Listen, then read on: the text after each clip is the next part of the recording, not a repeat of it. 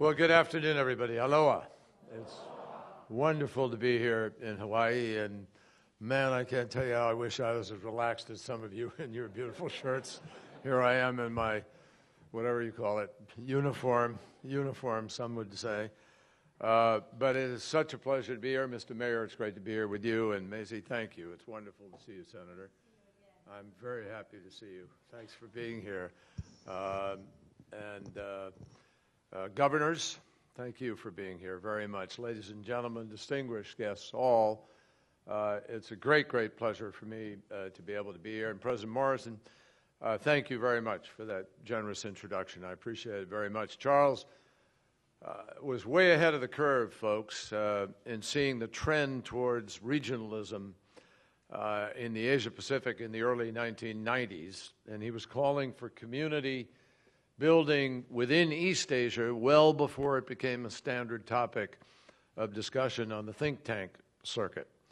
So clearly, and to everyone's benefit, he's had an ability to focus on the long game, and that is a talent that he actually shares with one of the founding fathers of this institution, a former colleague, beloved to all of you, became a great friend of me, and that's Senator Dan Inouye.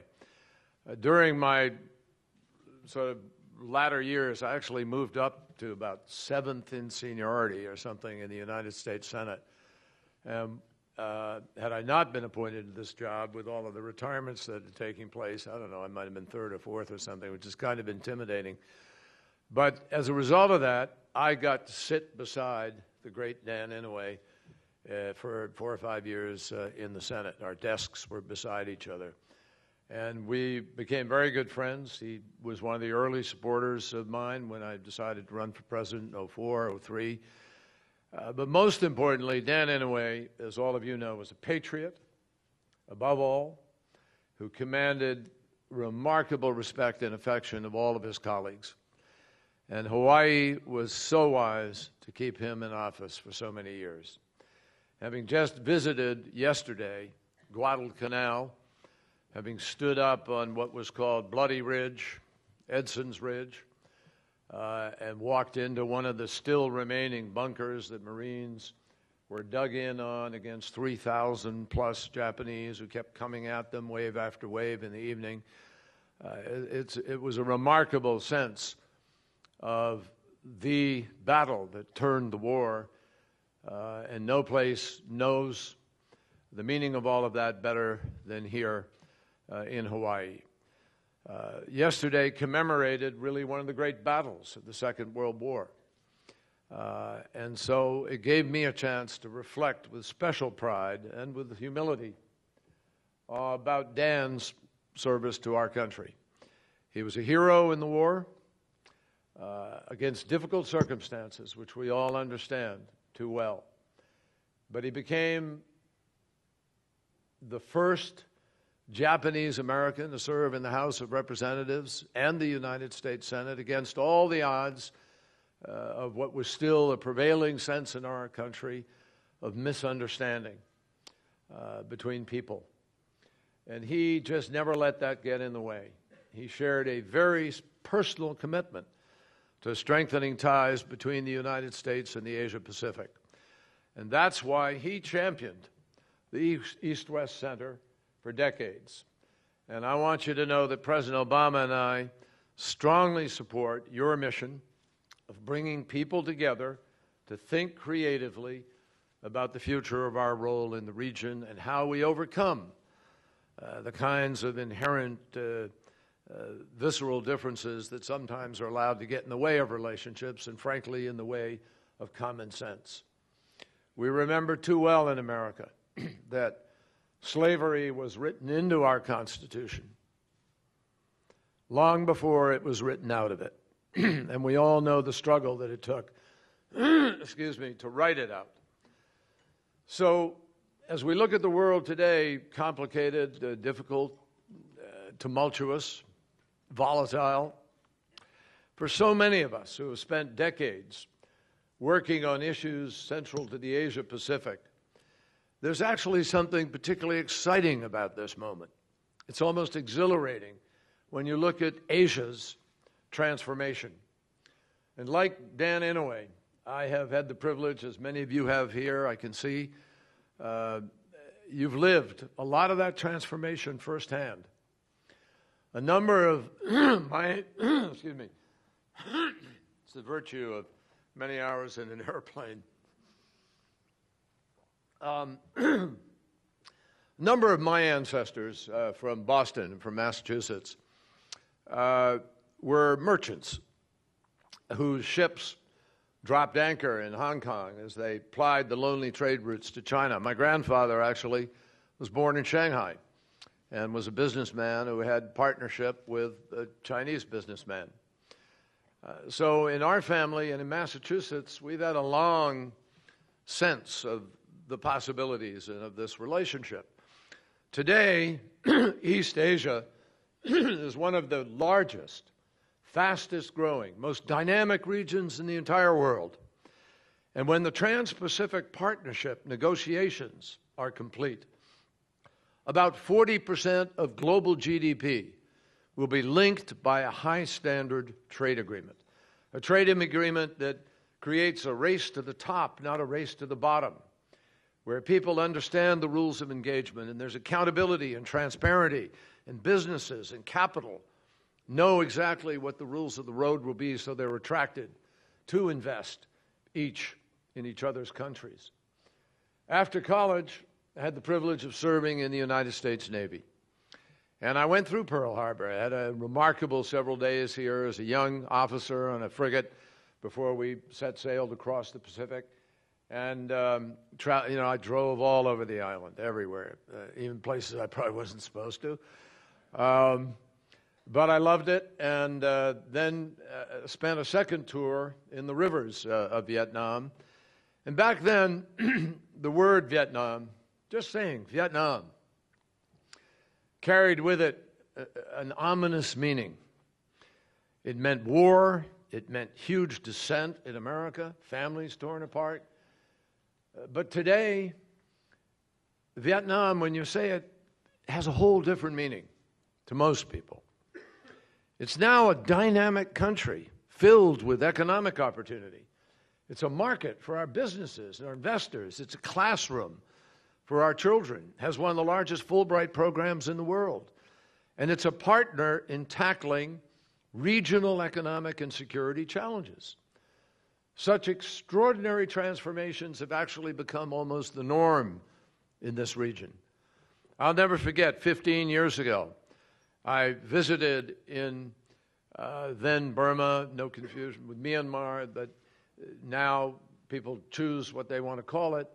But I visited with Daw Aung San Suu Kyi in the very home in which she was imprisoned for nearly 2 decades. And this week, I had the privilege of again going back to the very same house. Hadn't changed, looked the same. She, by the way, 20 years later, looks the same. And she is now free to speak her mind as a member of Parliament. It's remarkable. Doesn't mean all the problems are solved, but these transformations are just some of what makes Asia the most exciting and promising places on the planet. I'm returning now, as the President Morrison has said, from actually my 6th trip to the Asia Pacific in 18 months as Secretary of State. And later today, I'll be meeting with our outstanding commander of the United States forces in the Pacific to review a range of America's formidable military presence issues. I have returned again and again to this region. I can't tell you how many times I went, Maisie, as a senator, to the region. And we are now, we take our enduring interest there, obviously, very, very seriously. We know that America's security and prosperity are closely and increasingly linked to the Asia Pacific. And that's why President Obama began what is known as the Rebalance to Asia in 2009. That's why he's asked me to redouble my own efforts in the region over the next 2.5 years. And that's why I want to talk to you today about 4 specific opportunities: creating sustainable economic growth powering a clean energy revolution, promoting regional cooperation, and empowering people. Now, these important opportunities can and should be realized through a rules-based regional order, a stable regional order on common rules and norms of behavior that are reinforced by institutions, and that's what holds the greatest potential for all of us for making progress. We support this approach, frankly, because it encourages cooperative behavior. It fosters regional integration. It ensures that all countries, big and small, and the small part is really important, that they have a say in how we work together on shared challenges. I want you to know that the United States is deeply committed to realizing this vision. President Obama is excited about it. He wants us all to be committed to fostering it and also to understanding why we're doing it. And frankly, it is this vision that is the underlying reason that so many countries in Asia choose to work with the United States. You know, you hear some people today talking about the United States retrenching or disengaging. Nothing could be further from the truth. I think we're more engaged and more active in more countries and more parts of the world than any time in American history. And I can tell you that because just driving over here, I was on the phone to people in the Middle East talking about a ceasefire, which is now going to be in place in the next days, talking about the road ahead. Just came back from Afghanistan, where we're working on the transition to the people of Afghanistan, to their future. We're engaged with Iran, working on the nuclear program, with the DPRK, with China, in Sudan, and Central Africa. We just had 50-plus African leaders to Washington to talk about the future of American engagement there. We are deeply engaged in a very, very complex world.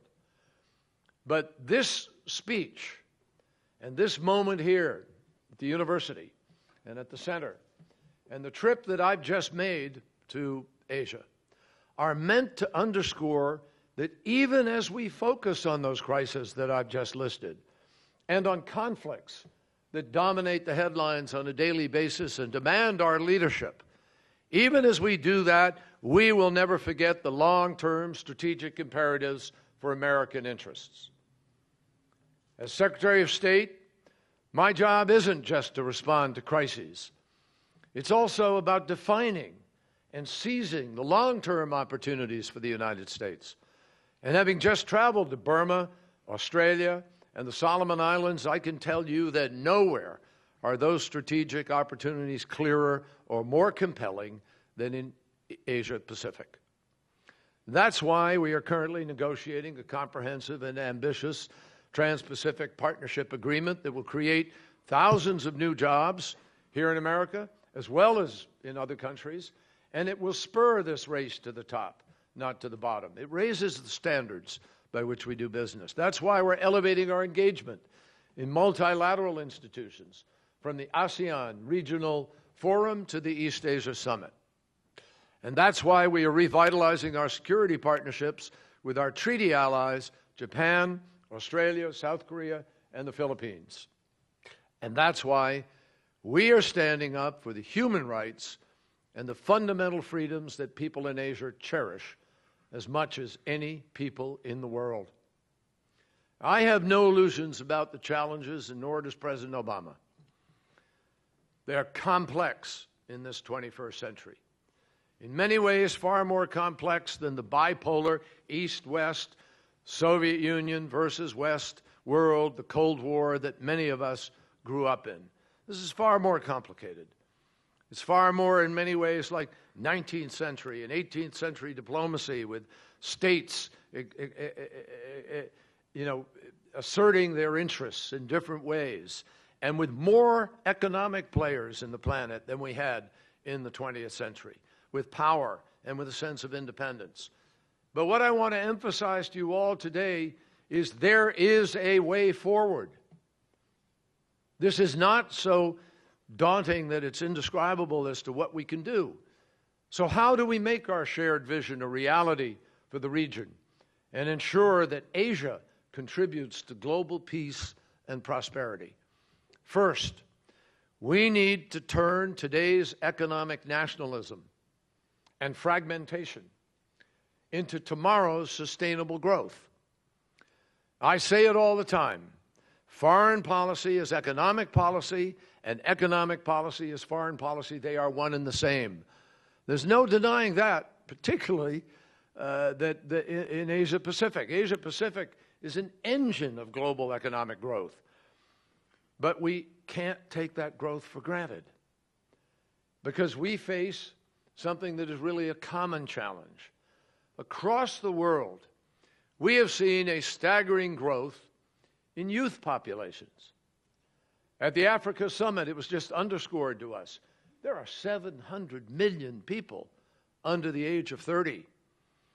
We've seen staggering growth in these youth populations. And guess what?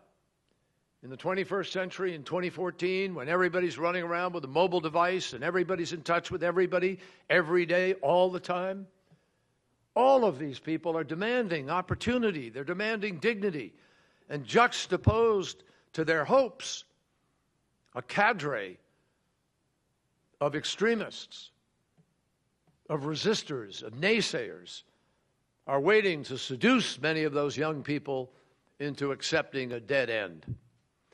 And let me tell you, when people don't have a job, when they can't get an education, when they can't aspire to a better future for themselves and for their families, when their voices are silenced by draconian laws or violence and oppression, we have all witnessed the instability that follows. Now, happily, many, if not most, governments in Asia are working to present booming youth populations with an alternative, with a quality education, with skills for the modern world, with jobs that allow them to build a life and a confidence in their countries. That is part of the reason why the young people in Asia are joining the ranks of the middle class, not the ranks of violent extremists. And the fact is that too many countries around the world are struggling to provide those opportunities. There's a lack of governance, and we ignore the importance of this collective challenge to address the question of failed and failing states in other parts of the world. In the 21st century, a nation's interests and the well-being of its people are advanced not just by troops or diplomats, but they're advanced by entrepreneurs, by chief executives of companies, by the businesses that are good corporate citizens, by the workers that they employ, by the students that they train, and the shared prosperity that they create.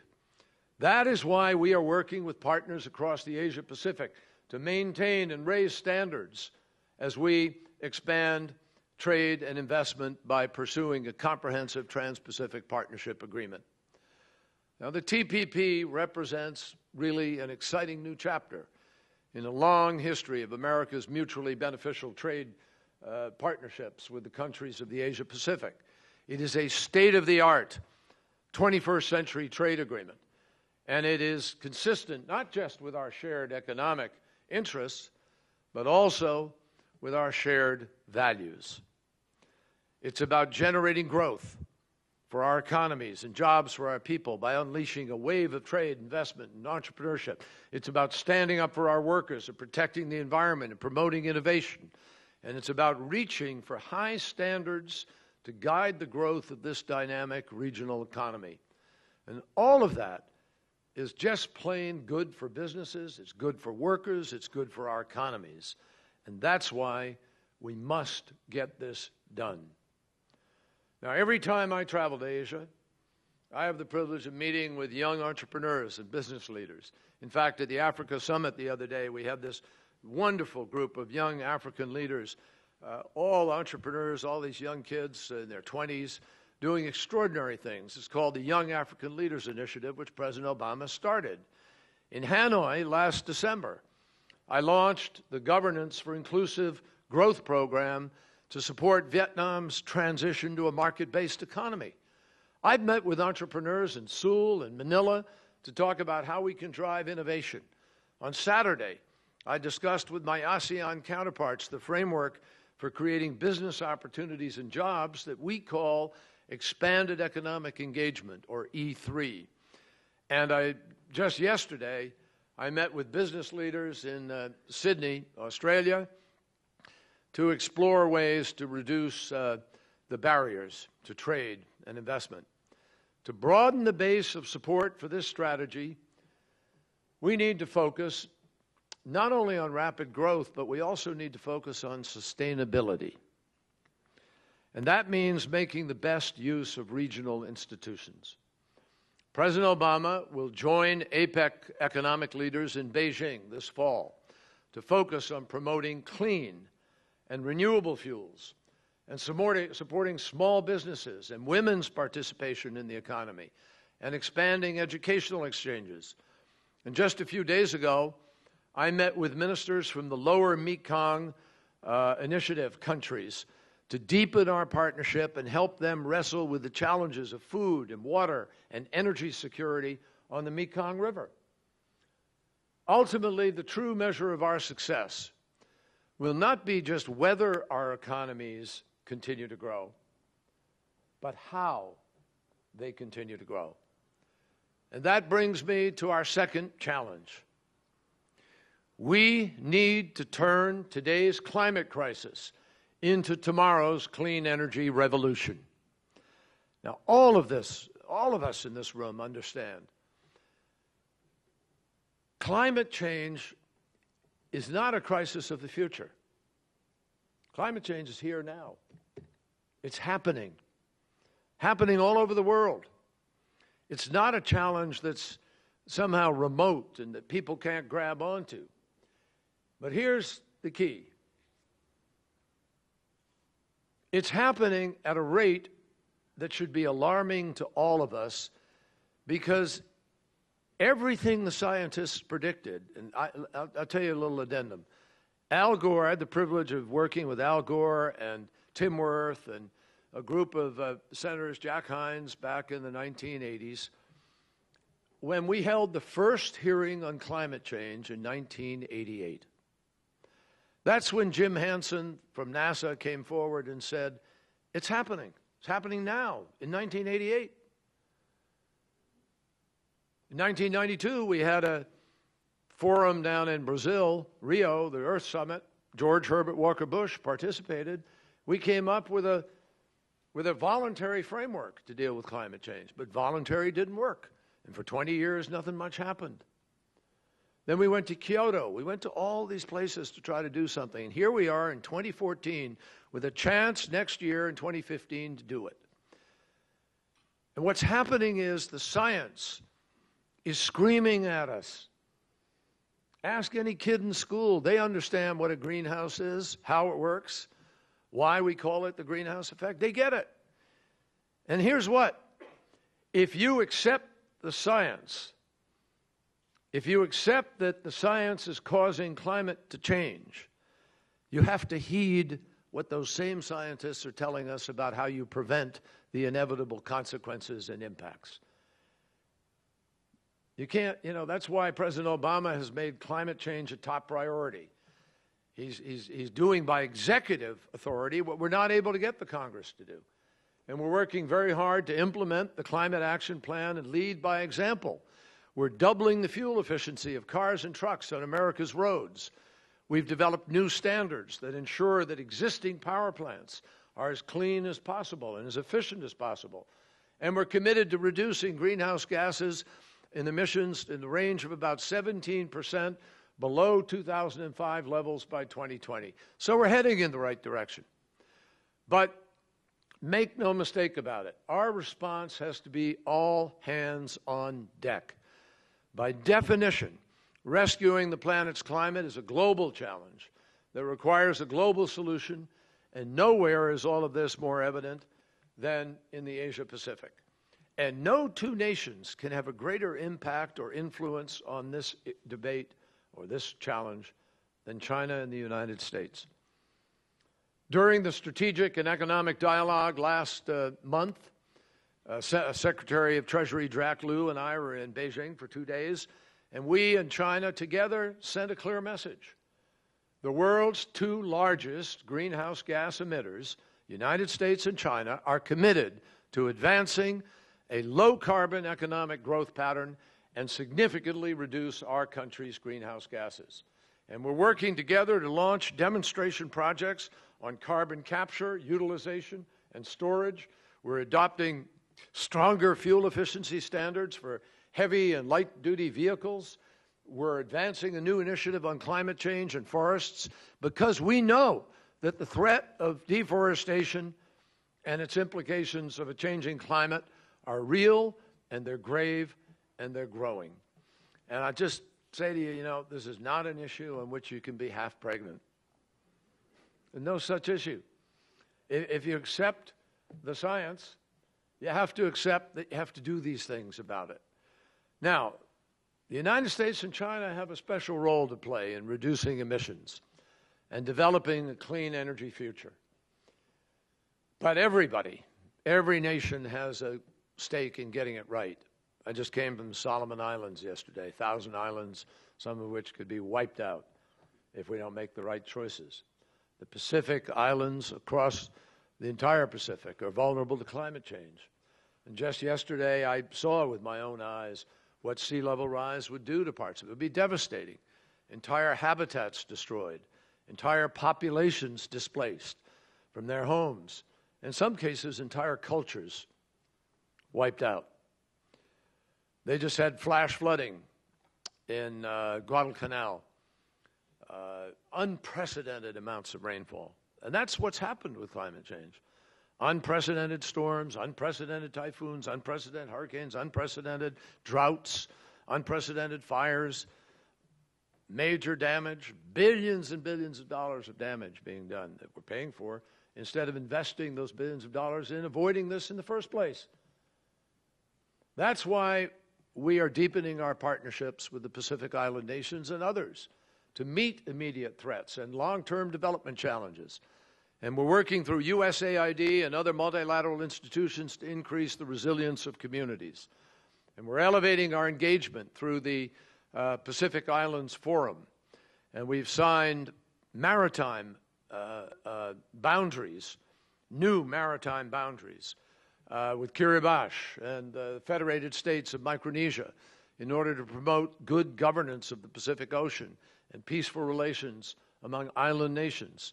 And we're also working on a Pacific pathway of marine protected areas that includes President Obama's commitment to explore a protected area of more than 1 million square miles in size in the U.S. remote Pacific. We just held a conference on the oceans in Washington the other day with nations all over the world came to it. Unbelievably productive. We produced more than $1.8 billion of commitments to help with fisheries enforcement, anti-pollution, dealing with acidification, and to protect these areas as marine sanctuaries. The good news is, in the end, and this really, I promise, it really is good news. You know, sometimes you have an issue. Mr. Mayor, I know you know this. Governors, you know this. You're looking at an issue, and man, you scratch your head, and you're not quite sure what the solution is, right? And you work through it. Well, the good news is the biggest challenge of all we face right now, which is climate change in terms of international global effect, is an opportunity. It's actually an extraordinary opportunity because it's not a problem without a solution. The solution to climate change is simple. It's called energy policy. Energy policy. Make the right choices about how you produce your energy without emissions, without coal-fired power plants that don't have carbon capture and storage or aren't burning clean. Then you can begin to produce clean energy. And the new energy market that we're looking at is the biggest market the world has ever seen. Think about that for a moment. The wealth that was generated in the 1990s, I don't know if you know this, but most people think that America got the richest during the 1920s when you had the so-called, even in the late 1800s, robber baron years, and then you had the great names of wealth, Carnegie, Mellon, Frick, Rockefeller, and so forth, and no income tax. People, wow, they're going to make a lot of money. Guess what? America made more wealth and more money for more people in the 1990s than at any other time in our history. And what it came from, the wealth that was generated then, was the high-tech computer revolution of the 1990s. And guess what? It came from a $1 trillion market with 1 billion users, one for one. The energy market that we're looking at in the world today is 6 times bigger. By far more important. It's a $6 trillion market today with 4 to 5 billion users today. And it will go up to 7 to 9 billion users in the next 30 years. The fastest segment by far of growth in that market is clean energy. We need to build a grid in America. We could use solar thermal to produce heat in Massachusetts and Minnesota, take wind power from our state, sell it somewhere else. We can't even do that because we don't have that grid in place. So I want to emphasize to all of you, we're not going to find a sustainable energy mix in the 19th century or the 20th century solutions. Those are the problems. We need a formula for 21st century that will sustainably power us into the 22nd century. And I believe that working together, the United States and countries across the Asia-Pacific can make this leap. That's an exciting opportunity. And that's what we're working on with China today. The bottom line is we don't have time to waste. If we're going to power a clean energy revolution, we have to work together to dampen security competition and rivalry in the Asia-Pacific and focus on these other constructive efforts. And so our third challenge is clear. We need to turn maritime conflicts into regional cooperation. All of us in the room understand that these disputes in the South China Sea and elsewhere, you know, they're really about more than claims to islands and reefs and rocks and the economic interests that flow from them. They're about whether might makes right, or whether global rules and norms and rule of law and international law will prevail. I want to be absolutely clear. The United States of America takes no position on questions of sovereignty in the South and East China Sea. But we do care about how those questions are resolved. We care about behavior. We firmly oppose the use of intimidation and coercion or force to assert a territorial claim by anyone in the region. And we firmly oppose any suggestion that freedom of navigation and overflight and other lawful uses of the sea and airspace are privileges granted by a big state to a small one. All claimants must work together to solve the claims through peaceful means, big or small. And these principles bind all nations equally, and all nations have a responsibility to uphold them. Now, I just participated in the ASEAN Regional Forum, and we were encouraged there we encouraged the claimants there to diffuse these tensions and to create the political space for resolution. We urged the claimants to voluntarily freeze steps that threaten to escalate the disputes and to cause instability. And frankly, I think that's common sense, and I suspect you share that. I'm pleased to say that ASEAN agreed that the time has come to seek consensus on what some of those actions to be avoided might be, based on the commitments that they've already made in the 2002 Declaration on Conduct. And we cannot impose solutions on the claimants in the region, and we're not seeking to do that. But the recent settlement between Indonesia and the Philippines is an example of how these disputes could be resolved through good faith negotiations. Japan and Taiwan, likewise, showed last year that it's possible to promote regional stability despite conflicting claims. And we support the Philippines taking steps to resolve its maritime dispute with China peacefully, including through the right to pursue arbitration under the UN Convention on the Law of the Sea. And while we already live by its principles, the United States needs to finish the job and pass that treaty once and for all. Now, one thing that I know will contribute to maintaining regional peace and stability is a constructive relationship between the United States and China. President Obama has made it clear that the United States welcomes the rise of a peaceful, prosperous, and stable China, one that plays a responsible role in Asia and the world and supports rules and norms on economic and security issues. The President has been clear, as have I, that we are committed to avoiding the trap of strategic rivalry and intend on forging a relationship in which we can broaden our cooperation on common interests and constructively manage our differences and disagreements.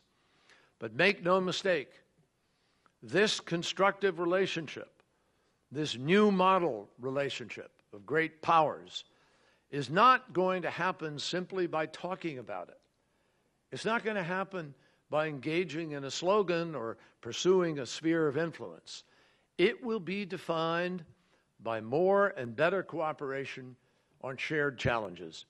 And it will be defined by a mutual embrace of the rules, the norms, and institutions that have served both of our nations and the region so well.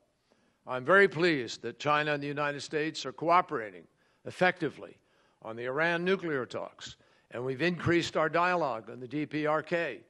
We're also cooperating significantly on climate change possibilities, counter-piracy operations, and South Sudan.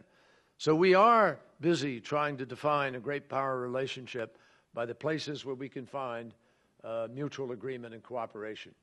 We've seen the benefits of partnerships based on common values and common approaches to regional and global security. Secretary of Defense Chuck Hagel and I met with our Australian counterparts in Sydney earlier this week, and we reviewed the U.S.-Australian alliance from all sides. And though we live in very different hemispheres, obviously, and at opposite ends of the globe, the United States and Australia are today as close as nations can get. Our time-honored alliance has helped both of our countries to achieve important goals: standing with the people of Ukraine, supporting long-term progress in Afghanistan, promoting shared prosperity in the Asia-Pacific, and collaborating on the United Nations Security Council. And we also agreed to expand our trilateral cooperation with Japan, and that will allow us to further modernize the U.S.-Japan alliance as we address a broader array of security challenges. Similarly, with our ally South Korea, our partnership in a growing range of regional and global challenges has brought much greater security to Asia and beyond. History shows us that countries whose policies respect and reflect universal human rights and fundamental freedoms are likely to be peaceful and prosperous, far more effective at tapping the talents of their people, and far better partners in the long term. That is why our fourth and final challenge is so important. We need to turn human rights problems into opportunities for human empowerment. Across the region, there are bright spots, but we also see backsliding, such as the setback to democracy in Thailand. We all know that some countries in the region hold different views on democratic governance and the protection of human rights. But though we may sometimes disagree on these issues with the governments, I don't think we have any fundamental disagreement with their people. Given a choice, I don't think too many young people in China would choose to have less access to uncensored information rather than more. I don't think too many people in Vietnam would say, I'd rather not be allowed to organize and speak out for better working conditions or a healthy environment. And I can't imagine that anyone in Asia would watch more than 130 million people go to the polls in Indonesia to choose a president after a healthy, vigorous, and peaceful debate, and then say, I don't want that right for myself. I also think most people would agree that freedom of speech and the press is essential to checking corruption, and it is essential that rule of law is needed to protect innovation and to enable businesses to thrive. That's why support for these values is both universal and pragmatic. I visited Indonesia in February, and I saw the promise of a democratic future. The world's third largest democracy sets a terrific example for the world. And the United States is deeply committed to our comprehensive partnership. Indonesia is not just an expression of different cultures and languages and faiths. By deepening its democracy and preserving its traditions of tolerance, it can be a model for how Asian values and democratic principles inform and strengthen one another. In Thailand, a close friend and ally, we're very disturbed by the setback to democracy, and we hope it is a temporary bump in the road. We call on the Thai authorities to lift restrictions on political activity and speech, to restore civilian rule and return quickly to democracy through free and fair elections. In Burma last week, I saw firsthand the initial progress the people and the government have made. And I'm very proud of the role, and you should be too, that the United States has played for a quarter of a century in encouraging that progress. But Burma still has a long way to go. And those leading its democratic transformation are only now addressing the deepest challenges, defining a new role for the military, reforming the Constitution, and supporting free and fair elections, ending a decades-long civil war, and guaranteeing in law the human rights that Burma's people have been promised in name. All this while trying to attract more investment, combating corruption, protecting the country's forests and other resources. These are the great tests of Burma's transition. And we intend to try to help. But in the end, the leadership will have to make the critical choices. The United States is going to do everything we can to help the reformers in Burma, especially by supporting nationwide elections next year. And we will keep urging the government, as I did last week, to take steps to ease the humanitarian crisis in Rakhine State and push back against hate speech and religious violence, implement constitutional reform, and protect freedom of assembly and expression. The government owes it to the people of that movement to do those things. And so, my friends, in the great tradition of our country, we will continue to promote human rights and democracy in Asia without arrogance, but also without apology. Elsewhere in Asia, North Korea's proliferation activities pose a very serious threat to the United States, the region, and the world. And we are taking steps to deter and defend against North Korea's pursuit of a nuclear-armed ballistic missile capability. But make no mistake, we are also speaking out about the horrific human rights situation. We strongly supported the extraordinary United Nations investigation this year that revealed the utter grotesque cruelty of North Korea's system of labor camps and executions. And such deprivation of human dignity just has no place in the 21st century. North Korea's gulag should be shut down, not tomorrow, not next week, but now. And we will continue to speak out on this topic. So, you've heard me for longer than you might have wanted to, describing a pretty ambitious agenda.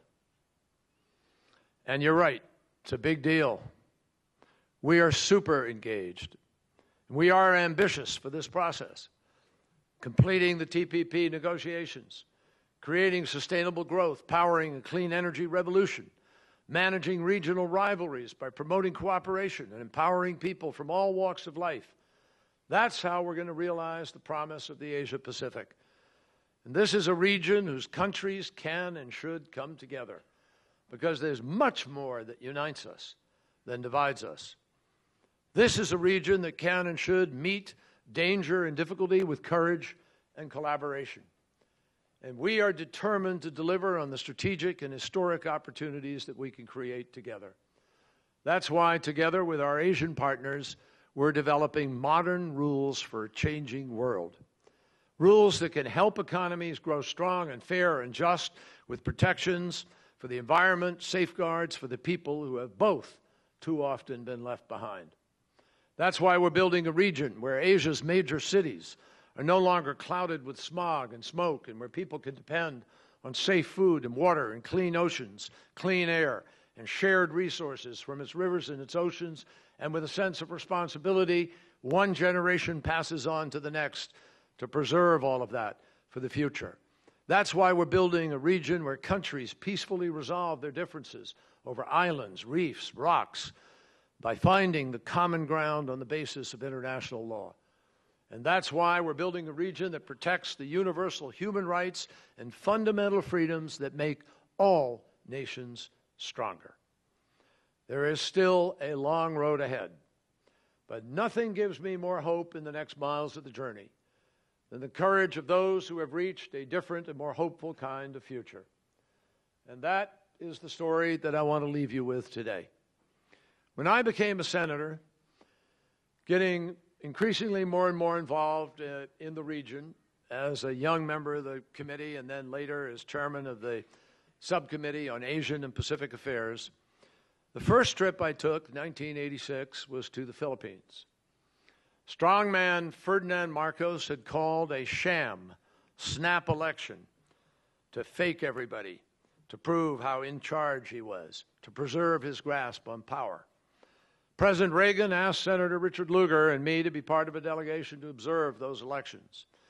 And I will never forget arriving in Manila and seeing this unbelievable flood of people in the streets, all decked out in their canary yellow shirts and banners of pro-democracy protest. Some of us knew at that time there were allegations of fraud. I was sent down initially to Mindanao to observe the morning votes and then came back to Manila and was sitting in the hotel there when a woman came up to me crying and said, "Senator, you must come with me to the cathedral. There are women there who fear for their lives." And I left my dinner, I ran down to the cathedral. I came in to the sacristy of the cathedral and talked with these 13 women who were crying and huddled together, intimidated for their lives. And I listened to their story about how they were counting the raw tally of the votes that was coming in from all across the nation. But the raw tally of votes they were counting was not showing up on the computer tote board recording the votes. They blew the whistle on a dictator. We held an international press conference right there in the cathedral, right in front of the altar, and they spoke out, and that was the signal to Marcos it was over. Their courage and the courage of the Filipino people lit a spark that traveled throughout the world, inspiring not just a freshman senator from Massachusetts, but popular movements from Eastern Europe to Burma. Now, I think about that moment even today, about the power of people to make their voices felt. I think about how Cory Aquino rose to the presidency atop a wave of people power when few believed that she could. I think about how her husband fought for democracy, even at the cost of his own life. And I think about how decades later their son would rise to the presidency in democratic elections. In his inaugural address, President Benigno Aquino said, "My parents sought nothing less, died for nothing less than democracy and peace. I am blessed by this legacy. I shall carry the torch forward." My friends, today we must all summon up some of that courage. We must all carry that torch forward. The cause of democracy and peace and the prosperity that they bring can bring our legacy in the Asian Pacific. It can define it. Our commitment to that future, believe me, it is strong. Our principles are just, and we are in this for the long haul, clear-eyed about the challenges ahead. Thank you.